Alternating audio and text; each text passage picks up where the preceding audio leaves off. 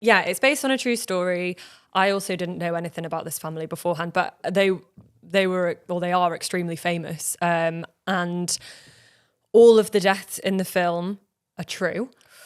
In fact, there was a sixth brother. So there's only 5 brothers like included in the film. Kevin is the only one who survives, but there was another brother who also died by suicide.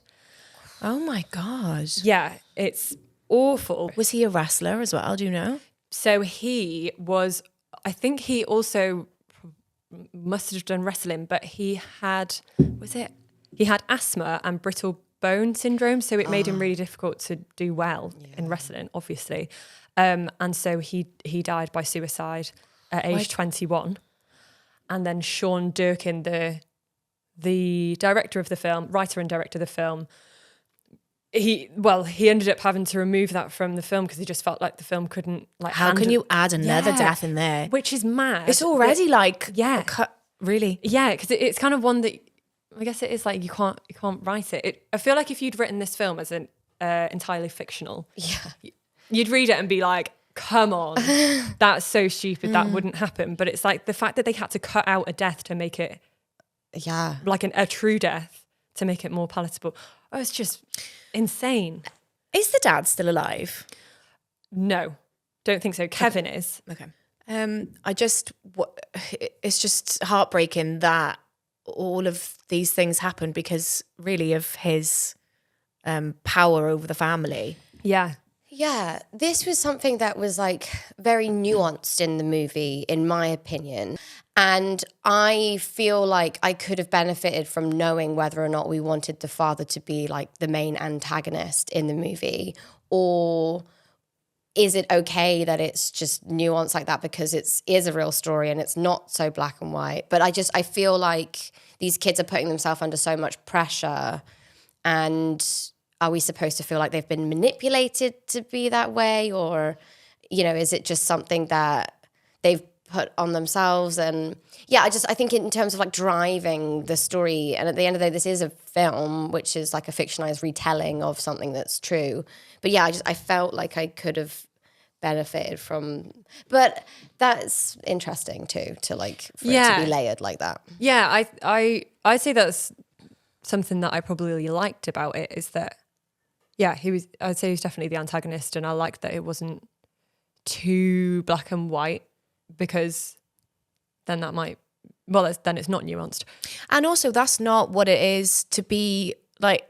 Would you think like, my mother, for instance, I wouldn't call her my life's antagonist. Like there's things in every family where it's conflicted feelings, and it's like very complicated, and maybe that's why it's not like spelled out in that way. Although, however, I was just thinking, is there a scene where they face that and he gets told, what he's done to the family? Well, yeah, sort of, only really at the very end after Kerry shoots himself. Yeah. And then you see Zac Efron, like, at that moment. And I felt like, I guess it was sort of building to that point. Did you want more? So I guess did you guys cry at the end? Yeah. No, but I felt very, very sad. Yeah, I see what was missing, pace-wise for me, or just like rhythm-wise, was that at the end I could connect with the fact that it was very, very emotional, and I thought the performances were so wonderful. And even the moment where you see the 3 brothers on the dock in like a heaven sort of whatever, I thought it was all amazing, and I just really wanted to be able to cry, and I just felt actually like not very sad. But maybe that's a me problem. No, you know what? Maybe I think I might have also felt that. Like I felt very, very sad, but like I say, I didn't cry. And I felt like I was supposed to be. Yeah. You know what I mean? Yeah. Like I didn't. Like after all that. And I'm just trying to interrogate why, like I didn't get there. But one thing. But you did. I did, but I also think that maybe I really wanted to. Because there was a few moments in there where I was thinking, oh, I wish that they had spent more time on that to really make us feel the emotional gut punch that it's meant to be.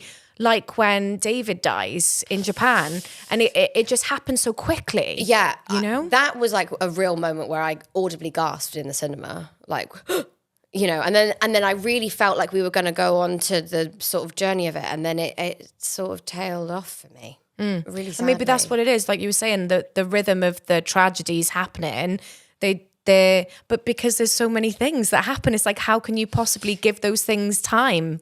You really have to do, because it's a 2 hours 15 or something, which is like great length, but it's like, you know, in that you're just really storytelling with no space for God, there's so much, isn't development and like, you know, nuanced relationships within the family. Like you really just see them come back together, fight, you know, it's kind of just the next thing.